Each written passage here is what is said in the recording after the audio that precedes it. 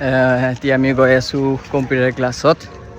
পিছফালে দুটা বান্ধি আছে, আহি আছে এয়া। ইয়াৰো এক্সাম আছিলে তথাপি মোৰ লগত আহি গৈছে। ই আহিছে ফুৰিবৰ কাৰণে। ই আহিছে মানে কি ডেক'ৰেশ্যন কৰিব। ক'ত কৰিব কাৰণে? কম্পিউটাৰ ক্লাছত। কালি সৰস্বতী পূজা ন, কালি লগ পাম গাইজ আপোনাহঁতক। আজিৰ পৰা প্ৰথম আৰম্ভণি কৰিছোঁ আমাৰ ভিডিঅ'। কালিৰ পৰা হিন্দী হৈ যাব, অসমীয়াও আহিব, অসমীয়া হিন্দীত দুটাতো ভিডিঅ' আহিব। এতিয়া আমি গৈ আছোঁ, চাব পাৰে ৰেলেঞ্চৰ পৰা চবেই গৈ আছোঁ ক্লাছত। কালি ক্লাছো কৰিম আৰু ডেক'ৰেশ্যনো কৰিম। আমাৰ সৰস্বতী পূজাৰ কাৰণে ডেক'ৰেশ্যন হ'ব। কিন্তু কালি জুম্মা আছে, জুম্মা যাম।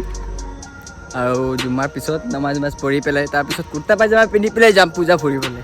লগৰকেইটাৰ লগত যাম, টাউন ফিল্ডত গৈ বহিম। কাপলছবিলাক ডেটিং কৰিব, সিহঁতক চাই পেলাই অলপ ফূৰ্তি কৰিম। কি ন, তুমি যাবা নাই মোৰ লগত? ঠিক আছে, এতি যাব বুলি কৈছে। যাম। ঠিক আছে। এতিয়া বলক গৈ আছোঁ, ক্লাছটো চোৱাম। ডেক'ৰেশ্যন কি হয় সেইটো চোৱাম আপোনাহঁতক।